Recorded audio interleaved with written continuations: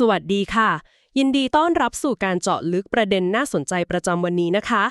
วันนี้เราจะมาคุยกันเรื่องมุมมองเกี่ยวกับการเปิดด่านชายแดนไทยกัมพูชาค่ะเป็นเรื่องที่มีหลายแง่มุมให้คิดตามตลอดเลยนะคะข้อมูลหลักที่เราจะใช้คุยกันวันนี้มาจากคำกล่าวของท่านแม่ทัพภาคที่2พลโทบุญสินค่ากลางค่ะท่านได้พูดไว้ตอนลงพื้นที่จังหวัดยะลาเมื่อวันที่11กันยายน2568ที่ผ่านมานี้เองคือท่านไปบรรยายพิเศษหัวข้อรวมเลือดเนื้อชาติเชื้อไทยเพื่อการรักษาอธิปไตยของชาติที่มราชภัฏยะลาถึงแม้หัวข้อหลักจะเน้นเรื่องความรักชาตินะคะแต่ว่ามันมีช่วงหนึ่งที่น่าสนใจมากตอนที่มีคนถามเรื่องการเปิดด่านชายแดนไทยกัมพูชาตามข้อตกลง GBC นะคะครับ GBC หรือคณะกรรมการชายแดนทั่วไปไทยกัมพูชาซึ่งก็เป็นกลไกสำคัญในการประสานงานชายแดนระหว่าง2ประเทศอยู่แล้วนะครับการพูดคุยวันนี้ก็น่าสนใจมากครับเพราะเราจะได้ฟังมุมมองจากผู้ที่มีบทบาทโดยตรงด้านความมั่นคงเลยน่าจะทำให้เราเข้าใจเหตุผลหรือปัจจัยที่ฝ่ายความมั่นคงเขามองเรื่องนี้มากขึ้นนะครับใช่ค่ะเป้าหมายของเราวันนี้ก็คืออยากจะทำความเข้าใจว่าฝ่ายความมั่นคงเขามองเรื่องเปิดด่านยังไง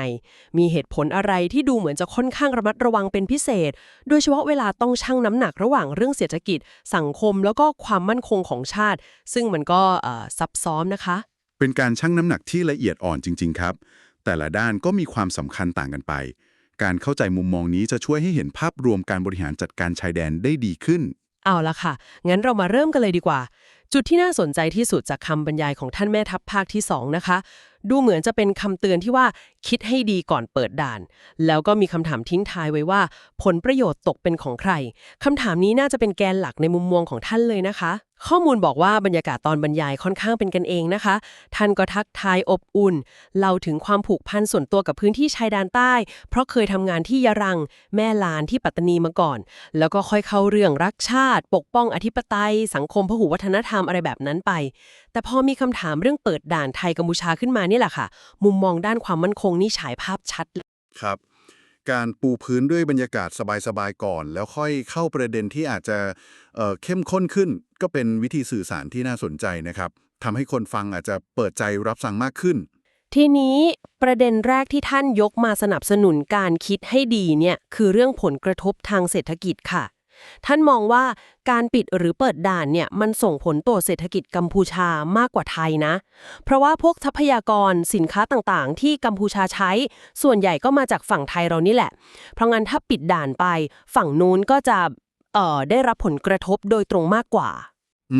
เป็นการมองในเชิงอำนาจต่อรองทางเศรษฐกิจนะครับว่าฝั่งไทยอาจจะมีภาษีดีกว่าในแง่นี้แต่ว่าถ้าจะดูผลกระทบจริงๆอะครับก็คงต้องมองละเอียดไปถึงพวกผู้ค้ารายย่อยหรือเศรษฐกิจตามแนวชายแดนของไทยด้วยซึ่งท่านก็พูดถึงเหมือนกันในภายหลังแต่เหมือนจุดเน้นแรกคือภาพรวมที่กระทบประเทศเพื่อนบ้านมากกว่าใช่ไหมครับใช่ค่ะแล้วท่านก็เชื่อมโยงต่อไปเลยถึงผลกระทบทางสังคมปัญหาอาชญากรรมที่มันกระทบคนไทยโดยตรงอันนี้ดูเหมือนจะเป็นข้อกังวลหลักของท่านเลยค่ะท่านชี้ว่าพอปิดด่านเนี่ยมันก็ช่วยลดปัญหาคนไทยข้ามไปเล่นการพนันในบ่อนฝั่งกัมพูชาได้ซึ่งหลายทีก็หมดตัวมีปัญหาครอบครัวตามมาท่านใช้ภาพเปรียบเทียบที่แบบเห็นภาพมากเลยค่ะว่าขาไปขับรถเข้าไปขากลับเดินกลับพอรถถูกยึดอะไรแบบเนี้ยโหใช้ภาพเปรียบเทียบแบบนี้คือมันตอกย้ำผลกระทบที่รุนแรงจริงๆนะครับทั้งต่อตัวบุคคลแล้วก็สังคมไทยเลย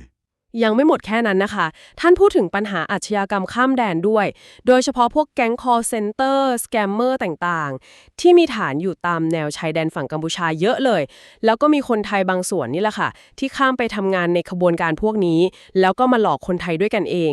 การปิดด่านก็เลยถูกมองว่าเป็นการแบบว่าตัดช่องทางหรือลดโอกาสเกิดอาชญากรรมแบบนี้ไปด้วยท่านระบุชัดเลยนะคะว่ามีทั้งบ่อนทั้งสถานที่หลอกลวงแบบนี้ตลอดแนวชายแดนเลยครับ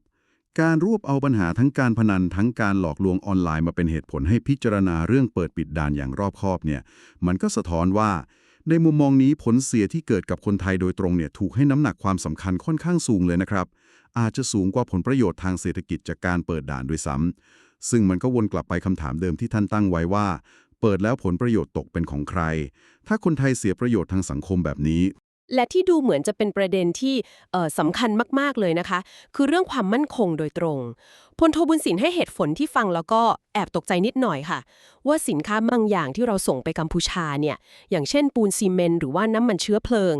มันอาจจะถูกเอาไปใช้ในทางที่ย้อนกลับมาทำร้ายทหารไทยเราได้หรือเอาไปสร้างความแข็งแกร่งเพื่อสู้กับไทยในอนาคตท่านมองว่าในขณะที่ฝั่งนั้นอาจจะไม่เดือดร้อนเรื่องอาหารการกินเพราะยังไงก็ได้จากไทยอยู่แล้วแต่ทรัพยากรพวกนี้แหละอาจจะกลายเป็นเครื่องมือทางทหารได้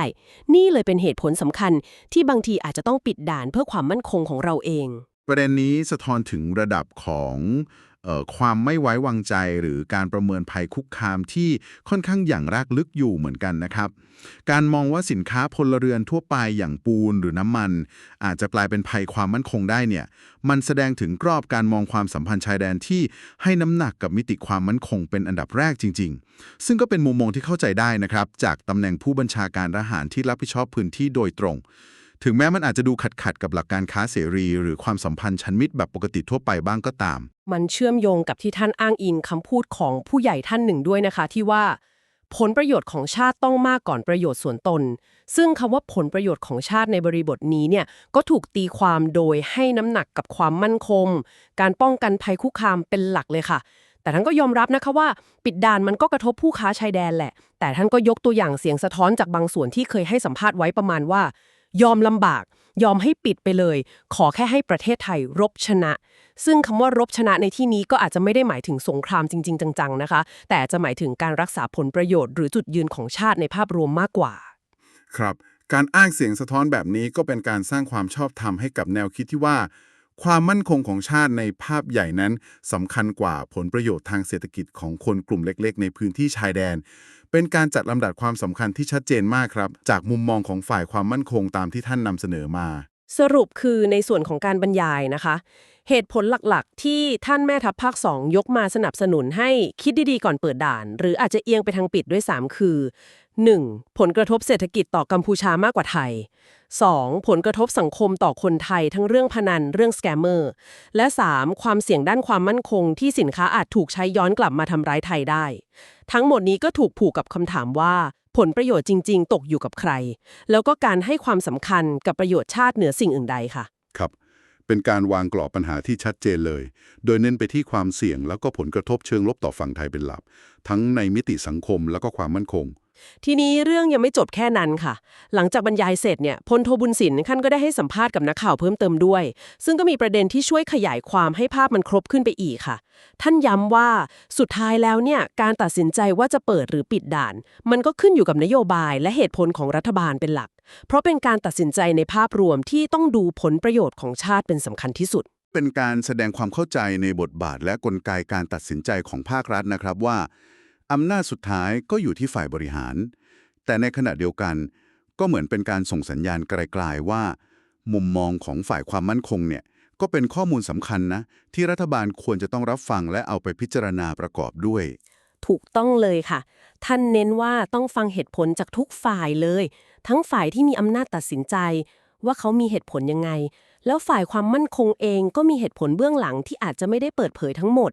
แต่ก็ทำไปเพื่อความมั่นคงของประเทศชาติครับเป็นการชี้ให้เห็นว่าการตัดสินใจเรื่องใหญ่ๆแบบนี้มันไม่ได้มีแค่ข้อมูลที่เห็นตามหน้าสื่อแต่ยังมีข้อมูลเชิงลึกด้านความมั่นคงที่อาจจะละเอียดอ่อนและมีผลมากๆต่อการกำหนดนโยบายด้วยนะครับประเทศเพื่อนบ้านอยู่ท่านมองว่าเรื่องนี้ก็ต้องเอามาพิจารณาด้วยโดยต้องดูที่ความจริงใจของประเทศเพื่อนบ้านเป็นสำคัญเลยซึ่งความจริงใจเนี่ยมันจะสะท้อนออกมาผ่านพฤติกรรมถ้าประเมินแล้วว่ายังไม่จริงใจหรือพฤติกรรมยังดูน่ากังวลก็อาจจะยังไม่เปิดด่านการหยิบยกคำว่าความจริงใจกับพฤติกรรมมาเป็นเกณฑ์ในการประเมินนี้น่าสนใจมากนะครับมันชี้ว่าสำหรับฝ่ายความมั่นคงแล้วเนี่ยความสัมพันธ์ระหว่างประเทศมันไม่ได้วัดกันแค่ผลประโยชน์ทางเศรษฐกิจหรือข้อตกลงบนกระดาษเท่านั้นแต่มันรวมไปถึงระดับความไว้วางใจแล้วก็ความสัมพันธ์เชิงพฤติกรรมที่แสดงออกต่อกันด้วยซึ่งเป็นปัจจัยที่วัดผลเป็นรูปธรรมได้ยากแต่กลับมีความสำคัญมากๆในมุมมองนี้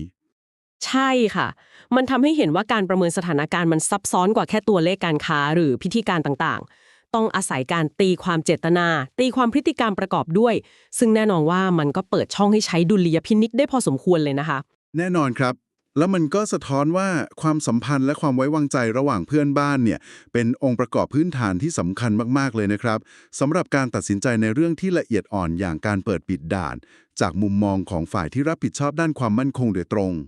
และสุดท้ายท่านก็ยังยืนยันเหมือนเดิมค่ะว่าอำนาจตัดสินใจสุดท้ายในการเปิดปิดด่านก็ขึ้นอยู่กับการพิจารณาของรัฐบาลในภาพรวมอยู่ดี ถ้าเราลองเชื่อมโยงข้อมูลทั้งหมดนะครับทั้งจากตอนบรรยายแล้วก็ตอนสัมภาษณ์จะเห็นภาพชัดขึ้นว่ามุมมองของฝ่ายความมั่นคงตามที่ท่านแม่ทัพภาค2นำเสนอมาเนี่ยพิจารณาจากหลายปัจจัยมากๆเลย